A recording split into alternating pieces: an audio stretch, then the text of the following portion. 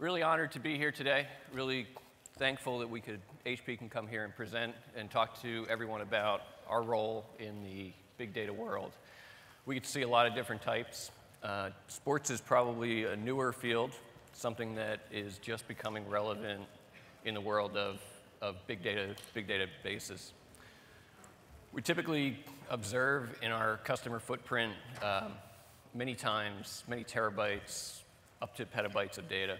And that's outside of the scale of today what we believe sports is able to generate. Sports will increasingly generate more and more data. It'll be unstructured, it'll be structured in a lot of different ways. And the unique part is that the tools and the infrastructure to make sense of all that data is where Vertica can really come in and do some amazing work.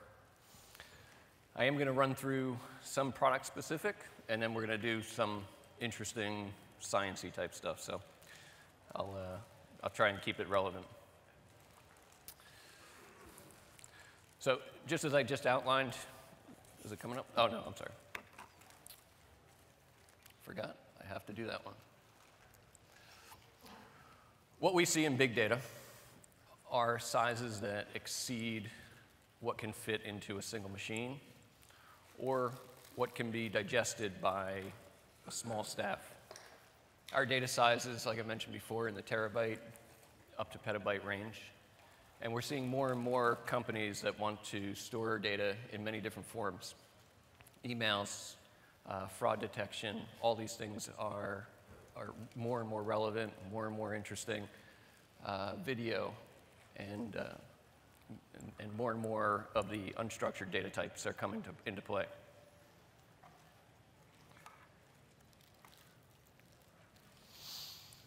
So I really like this slide because it tells a great story. 1 gigabyte. 1 gigabyte today is the data from one NFL football game minus the video. At a terabyte, that's 1,000 football games. Like I mentioned before, at a petabyte, we're talking about more data than you can certainly fit into a single machine. When we talk about a petabyte, one Boeing aircraft engine on a cross-country flight generates 1 petabyte of data. That's just one engine. It's ever growing. What we see in our customers are certainly the next levels. And maybe in my lifetime, 10 to the 27th, maybe that will come about.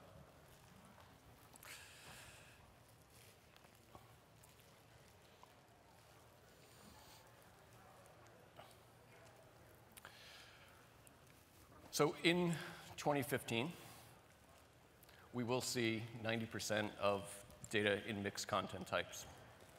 Next year's 2014 World Cup in Brazil will be the most watched sporting event ever. It'll be the most tweeted about event ever. It'll have the global audience of no other event. What we see in our business, increasingly, are the 75% of the deployed warehouses are not there today. They can't scale. They can't meet the demands of that big data. We've got products today that are working on data of that size. An analytic database at its heart has a lot of advantages in this area. Fast query, faster response times, and the ability to digest the data.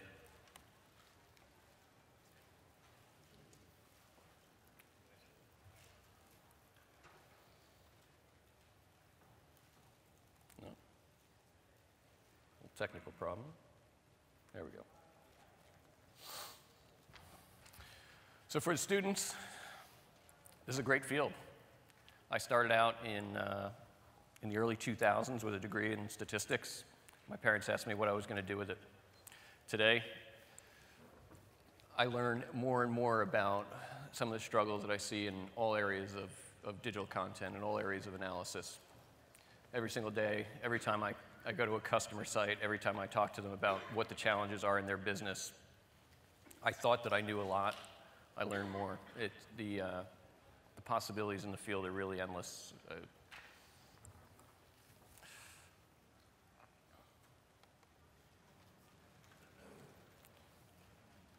This is kind of a boring slide, and I'm not going to even go into it.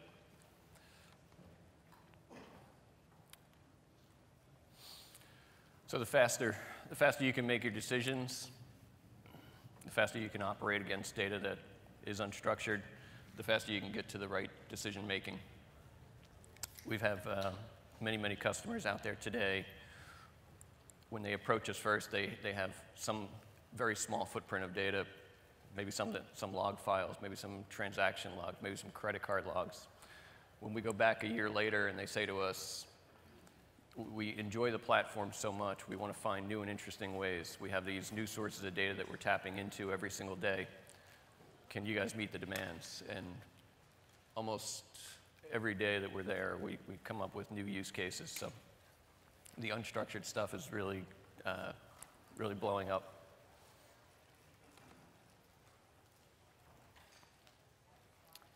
Just going to blow over that one.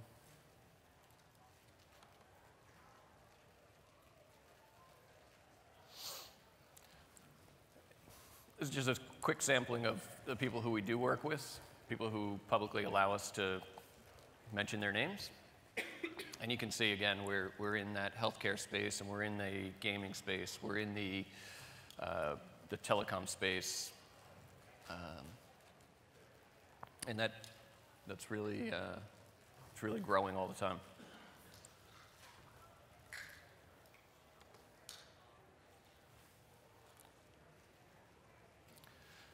Just a couple of links for you if you are interested. We offer a free version. You can download it right from our website. You can build it on CentOS, Red Hat. You can build it on Mac. It'll give you 1 terabyte free space. You can tap into our user community. You can learn a lot about the database. You can go on our GitHub site. You can download some functions. And you can see the kinds of challenges and the kinds of really great things that Vertica can do for you. Now on to the fun stuff. So we came to the Sports Analytics Conference this year, of course, with a product to show and to talk about. But the really interesting part came about when we said, what kind of stories can we tell, right? We have this great platform. What can we do with it? What can we do that's really going to make people's eyes open up? And so we brought together a few pieces of the HP business. HP's Autonomy is our unstructured data company that's also owned by HP. And so we wanted to see what we could learn from the wisdom of the crowd relating to the Final Four NCAA tournament. And over the course of the last month, we've collected tweets across every game and across every player and across every tournament. We've gathered up the data. We have a great demo if you want to stop by our booth. We'll show you some of the hot names. We'll show you some of the hot teams. We'll show you some of the trend lines. We'll show you what we were able to do in Vertica, how we were able to get to some really interesting findings. We're going to keep on loading the data. We're going to keep learning more and more. As the tournament picks up, we're going to have a lot more to tell. And it's just been a really fun project, and I urge you to get by and take a look at it.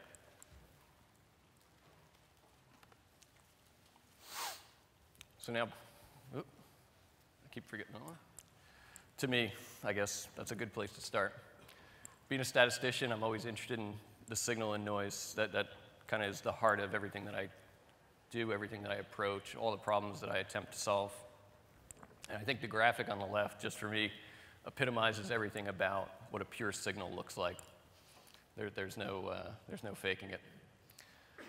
So, like I mentioned before, I started in the early 2000s. I started it with a voice-over IP company in Princeton, New Jersey, working for a really brilliant scientist at the time. Voice-over IP on the internet wasn't really a well-established medium back then. And so I started out and I was doing network behavior analysis. And you know, I had my degree in stats. I thought I knew a lot, and I would go into meetings, and the C-level executives would explain the business problems. Invariably, I would go off, and as a scientist, I would try to solve these problems using the techniques that I learned, purely quantitative. And I would come back into the meeting, and somebody would hold up an Excel spreadsheet, and they would completely blow me away. They would show some bar chart or pie chart. I would show p-values. My ability to communicate my findings was less than perfect. So I needed a platform that enabled me to dig into the data, enabled me to do fast interactive work, enabled me to do fast visualizations, and enabled me to apply the sciences.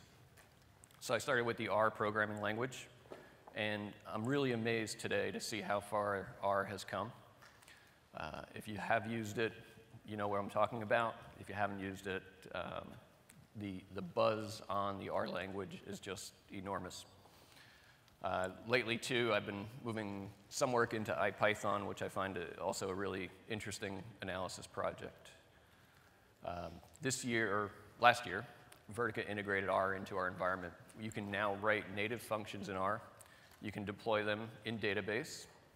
They can operate on that big data set. R runs in memory purely, which has always been a hurdle for it. But the ability to deploy an R function into a cluster of 4 nodes, 5 nodes, 10 nodes, and have it operate on a billion rows of data is something that really at the desktop you'll never accomplish. In database, we can do some really awesome things.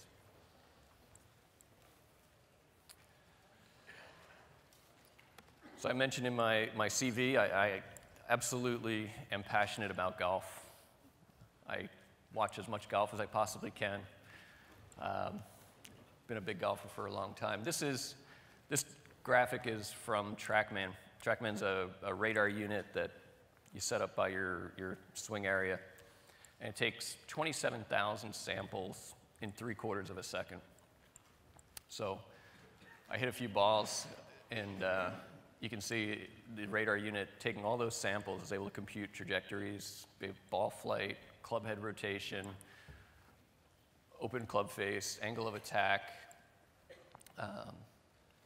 carry. It's able to factor in wind.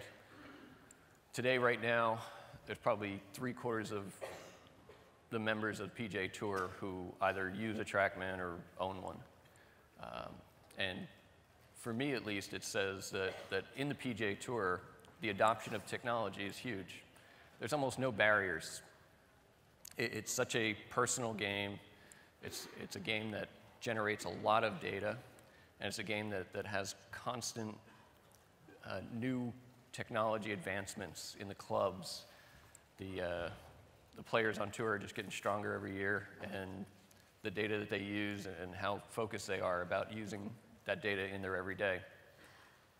The nice part about it is that everything that they do, your own weekend golfer can also apply.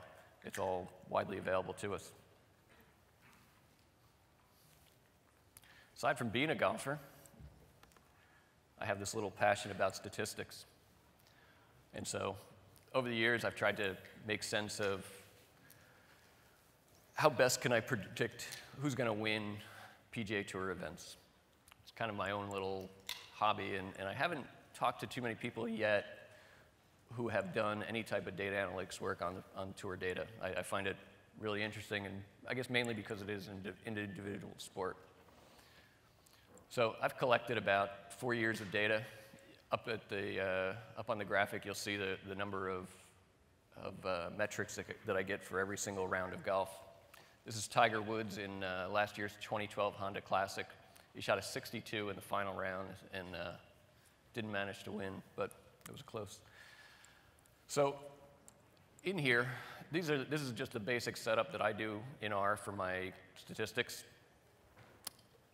The interesting piece, or maybe the piece that should be mentioned, is that on tour, a 68 one week might win you the tournament, and the next week it might send you home on Friday afternoon. So what I've learned throughout doing the analysis is that you need some type of an index, and I do a z-score transform on all of the stats, and it does a great job, for me at least, of centering things and accounting for those types of differences. Early on, I tried to apply these and tried to see how successful I could be, and I've tried just about everything I could imagine. Rating algorithms, I tried to model golf courses. I thought there was a lot of signal in the golf course itself, in the setup. So I downloaded data on size of holes or size of greens. I downloaded weather data. I downloaded green speeds, slope ratings, and I thought that if I could cluster courses, I could learn a lot about the golfers that excel on certain courses.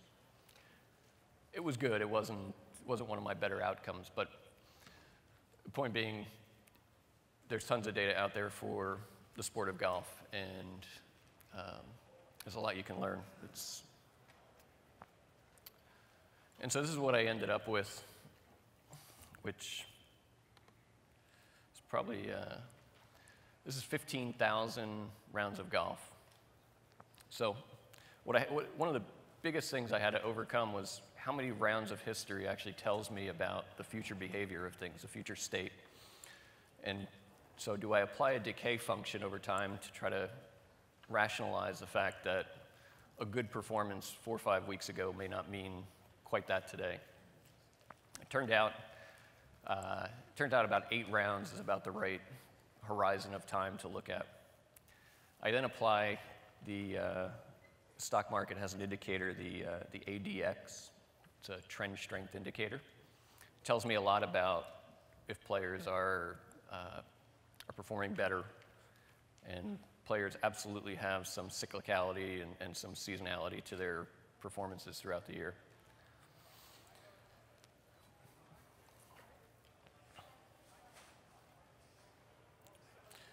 So here, in this graphic, players are nodes, edges represent winning margins, and it's the statistic of weights from each of those 14 statistics that we see in the last slide that actually tell me about relative distances. So that I can model this as an adjacency matrix, and I can draw the dominant eigenvector through the matrix. And it turns out that in all the attempts I've had, this method here actually delivers about the best ratings. So with 8 rounds of data, with the known statistics, I'm able to derive what I call a win. And a win for me is anybody who finishes in the top 10. I really try to, if I can get 10, 15 players who I believe are most likely to succeed. The big thing is, first and foremost, because of the structure of PGA Tour events, you can be very heavy-handed with logistic regression early on, and you can know that a lot of people are going home. So if you can classify people who won't be there on Saturday, these types of models then become a little bit more strength. They have a little bit more strength in that half the field you just chop away and you don't even bother trying to compute anything for them. I do two fantasy golf leagues. One is my pure intuition, and one is my statistical outcomes. And I try on my own to not apply any stats. I try to just use my own belief system. And what I learn is that my statistics beat me about 88% of the time. And again, I really do watch a lot of golf. So I see great things. I see great opportunities. I would love to talk to anyone who's got an interest in PGA Tour, big data in sport, if you have things you want to bring to me. Like I mentioned, I've been on this project now for a couple of years, and it absolutely is extremely interesting. And thanks for your time.